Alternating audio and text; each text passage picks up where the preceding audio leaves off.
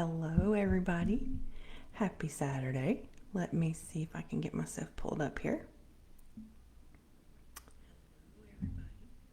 Well, there we go. All right. Hello, everybody. How are you? How's your Saturday going? If you are here, please say hello in the comments. Oh, I can already see comments over on my phone. Thank you so much, Teresa. Good morning. Good morning. Um, as per the usual, I cannot see them on my computer. I mean, don't there aren't there enough Facebook lives where we would think that this problem would be solved by now? I mean, come on now. I don't know. But anyway, welcome everybody. If you are new, I'm Ashley Chance Fox, founder and creator of Balance Worthy.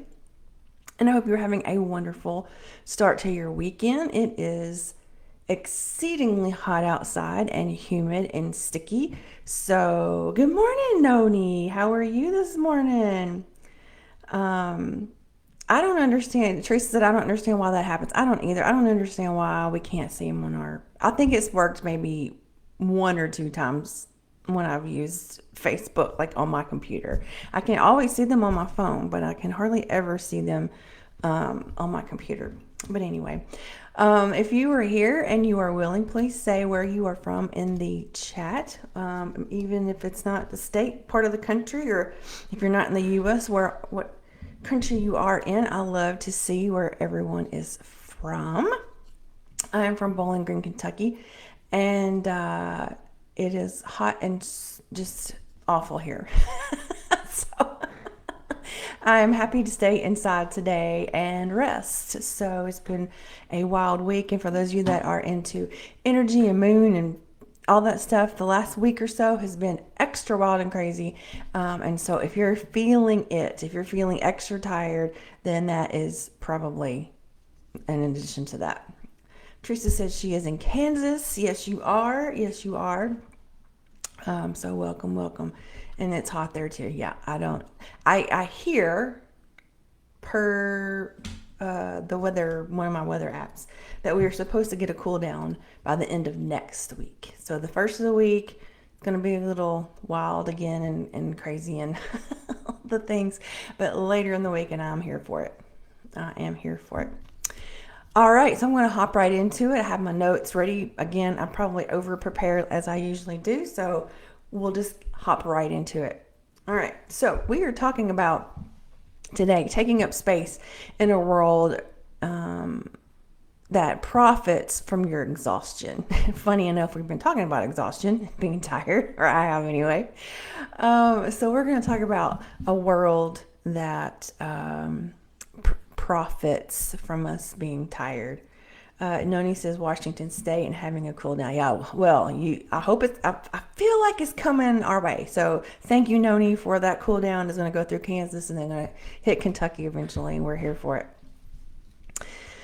So I don't know if you've ever thought about how much other people sort of benefit from how small you stay, how overworked you are, how exhausted you are.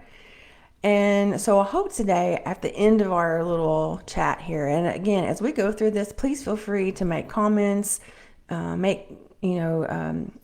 there's something that resonates with you, let me know. If there's something that doesn't, please say that as well. If you have any questions, please chime in. I'd love to hear it. And by the end of the day, I hope that we're going to flip that script that we have to be exhausted. And I think it comes from, and I'll talk about this in a minute too, but it comes a lot from, I grew up in that generation where work was so important, and it is important, a work ethic, staying busy, always having something to do. And I think as an adult, then it's one thing to be busy as a kid, but then you're busy as an adult. That's a whole different level, right? So I think as I've sort of started reading up on this topic, is that there's like this cycle. Okay, so you have exhaustion, and then you overgive, and then you feel guilt about it, but yet you repeat it. I think we're extra guilty as women because we're fixers and doers and take caretakers. And so it's that cycle, right? We're tired. We still overgive. We feel guilt about it at some level. We don't feel guilty about giving. We feel guilty because we said yes to something we should have said no about. And we'll talk about that in a minute too. But then we still repeat it. We still repeat it, right? So how others may profit from this is, and this is big, especially now, is workplaces thriving on unpaid labor, whether that's physical labor or emotional labor. Okay, so they thrive on that because they sort of have that expectation that you're going to go above and beyond, right? Whether it's said out loud or it is, there's positive reinforcement for that kind of behavior. Another one is overconsumption of things, whether that is food, whether that is internet and social media, whether that is beauty, whether that is money, whether that is overdoing it, right? And the one that I've already mentioned is about you as a woman putting everybody else first and then moving yourself down the list of priority and being taken care of. So, yes, we take care of a lot of people, and especially our age group where we may be taking care of kids and or grandkids and our own parents or other older people in our lives. And then, our community and everything at work, everything else we do, right? So we do a lot of overcommitting, which leads to exhaustion and goes back to that cycle. Remember, exhaustion, overgiving, and I would even flip that: overgiving, exhaustion, guilt, and then repeat the process. Okay, I do it. I do it. If you've done it, let me know in the comments that you've done it too, so I don't feel alone. But I've done it. I know I did it this week, right? So when we're running on empty, it's so much easier to control. You're easier to control and less likely to pursue your own dreams because you're just tired. You're just tired, right? I don't want to think about XYZ, or I don't want to do XYZ because I'm tired, right? And it's really, I don't think, anybody's fault, because this hustle mentality, this grind, this work ethic has been, and this consistently doing more and more and more and more, has sort of been, ingrained in us at some level. Teresa says so guilty. I know it is. I know it is. So one of the things I want to mention is you've got to figure out what part of your life are you not taking up the space that you want to take up, whether that is saying no and setting that and or setting a boundary. And if y'all followed me for any amount of time, you know that I'm huge on no as a full sentence. And people hate it. They hate it. They want you to say no, but, or no, an excuse, or what. I don't know if it's because I'm getting older or what. And there's ways to say it without being no, right? You can say no thanks, check back with me at a different date, maybe next time. I'm really busy right now and I want to make sure that I have my attention toward this project or event or activity or whatever. So don't forget to invite me next time, whatever, right? There's different ways to say that. But ultimately, you're still saying no. If no is too harsh for you, and I get it, you can say it in a different way. But you can still say no for your own benefit, right? Another thing that you may think about doing, and I do this, and I know and Teresa's on here and I know she does it too, is block off non-negotiable, I call it me time. It can be rest time. If you're a follower of Gabby Bernstein, she's big on taking an afternoon rest. That doesn't mean sleep necessarily, but she does meditate and she rests. So block off non-negotiable me, rest, rejuvenate, whatever you want to call it, time for you, and protect it. I put it in my calendar. All right. Non-negotiable time for me is quiet time, typically in the morning, so I can move my body, so I can meditate or at least sit quietly for a few minutes to set my day up exactly the way I want it. And another non-negotiable time, which is not necessarily rest time, but it's good for my soul, is dinner time with my husband. And that is non-negotiable unless, we obviously have things happen and whatever. But we typically have our phones on silent, and that is just our time. It's just our time. And my friends know it. My family knows it. And if they text me, that I hope it's not an emergency, because I'm not going to get back to you until after dinner. That is my time. That's mine and my husband's time. Right. We also walk the dog, in the morning. And so we usually do it twice a day, but right now it's just too hot to do it later in the day. So we're up very early and walking the dog. But those are my non-negotiable times. Right. Another thing you could do is voice your needs clearly. Now,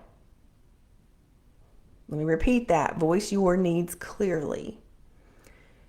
And I pause here because you've got to know what those needs are. And sometimes if we are sort of lost, or we're trying to find ourselves again, or we're trying to find our voice again, or we're trying to find our space again and our empowerment again, sometimes finding that need and voicing it clearly is difficult. Good morning, Jenny. How are ya? So we got to get that clear. We have to be clear on what we need. And Teresa says that is a hard one sometimes. It is extremely hard sometimes. It is, because then all those things come rushing in, right? I'm being selfish, or I'm afraid they're going to reject my needs. You're not going to be seen. You're not going to be heard. All these scary things happen, right? So it takes a lot of courage and bravery to voice that clearly. Okay. And one thing I can sort of suggest, if you're struggling with that, is to, I'm a journaler. Sorry. Write those down.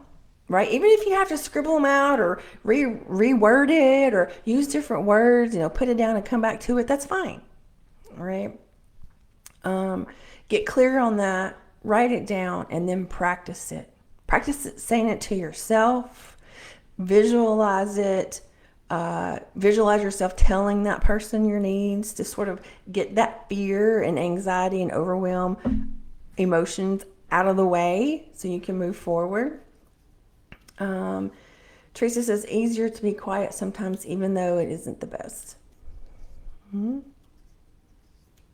Yeah, it is easier. That is true.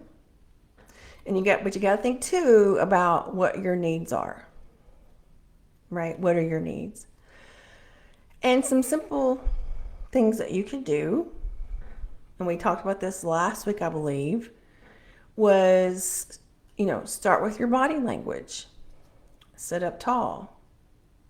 Take some deep breaths in before you speak. Eye contact.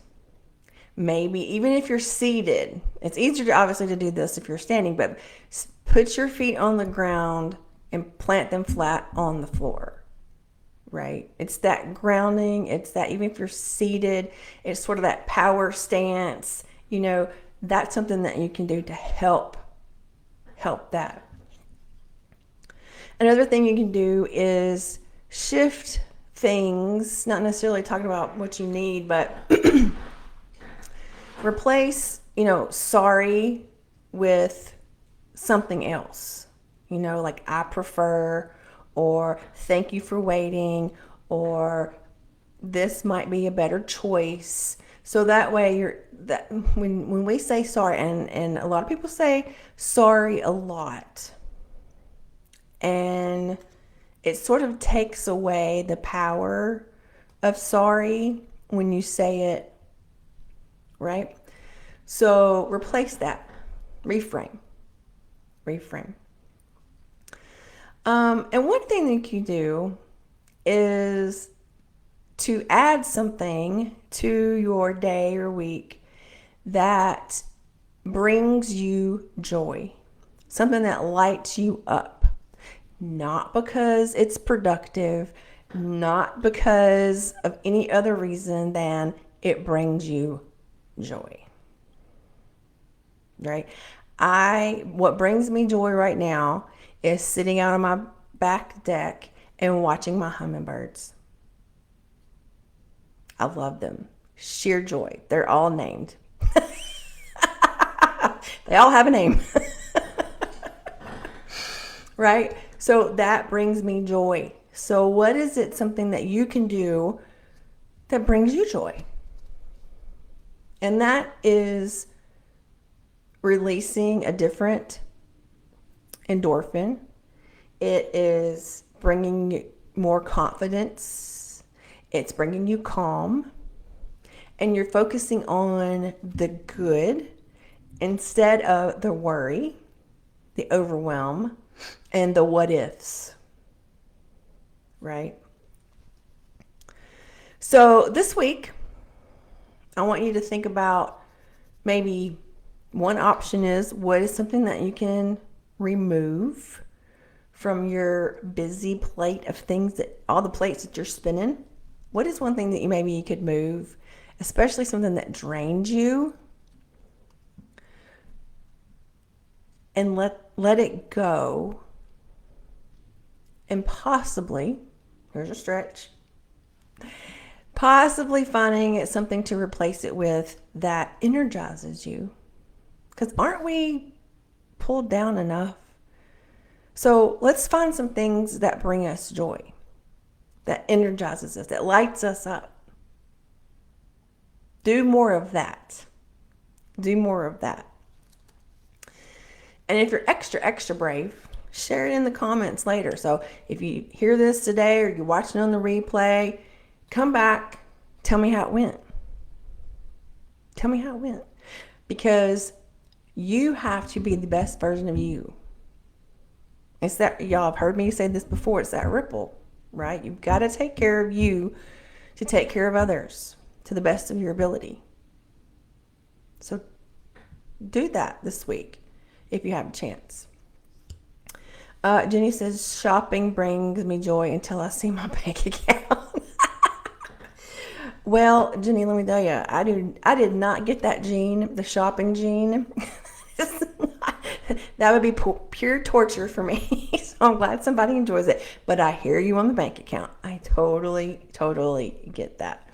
But yeah, what brings you, and little things can bring you joy. Little things can bring you joy. Like this morning, I went out and I got a beverage and it cost $5.55. Now I'm huge on numbers. And I was like, look at that, it costs $5. That's a little joy in my life. That's a little joy in my life. I love it. Right? So this week, what can you do to make your life a little brighter? You have that control. You have that control to say no. You have that control to set the boundary. You have that control. And you are worthy, and you are enough, and you deserve it. And you deserve it. Teresa, you're lucky. About the shopping gene, yeah. My mom has it. I did not get it. Teresa says, oh, that's cool. Love it. 555. I know, wasn't it though? I was like, I need to screenshot this. This is so fun. Sewing makes me happy. See? I love it. I can spend some time reading. Yep, absolutely. Reading. I love listening to music. I love going to the farmer's market. Even if I don't buy anything, I love going to the farmer's market just to look at stuff. The flowers, the fruit, the veggies, the crafts, the handmade things. I love it. I love it, love it, love it. My inner craft self, I guess, because I'm not very crafty. But I love looking at that stuff. Now, I haven't done this, I don't think, on Saturdays, because I've pulled one every Saturday, and I've forgotten every week. So for those of you that usually follow me, I have these little angel cards that I pull for lives, my sessions, my one-on-one sessions, my group sessions. And it's just sort of a little motivation card. And I love this card for us around this. And it is, whoop, here we go. Exploration. And I love this because it's telling you to go explore things that are not serving you. Explore ways to take some of those things out that are heavy, that you are ready to let go of. Explore putting more joy in your life. Okay. 2 reminders for everybody. Number 1, the Women's Recharge Retreat is coming up in October. There's one payment plan that's still available that's broken up into 2 payments. That does end September 1st. It is yoga for all body abilities. It is meditation. It is journaling. It is sound healing with Teresa, who's on here right now. It is a great opportunity for you to rest, for you to rejuvenate, for you to let go of things, for you to move forward. Even if you don't know anybody, that's okay. I had ladies come last year that didn't know anybody, and we left as a group. We spend time together, and it is just good for the soul. I cannot, if you've watched these before, I cannot verbalize how wonderful retreat was. It's a soul project for me. I had this idea since 2017, and finally last year it got off the ground, and I cannot describe retreat other than it is just soul nourishing. It really is. It's a beautiful space, beautiful people, supportive. We meet you where you are, wherever that is, no judgment. And, I've said before too, that we really didn't have, I was looking for marketing, pictures for marketing, and I couldn't find any because we were really not on our phones, not even taking pictures. So, it was just that nourishing. So if you are interested, please click on the link. There's a pinned post at the top. I'll come back and put it in the comments after I get off here. If you have any questions, feel free to let me know. It's just a wonderful opportunity for you to stop, rest, rejuvenate, come back to yourself, learn about yourself, and just really grow and heal.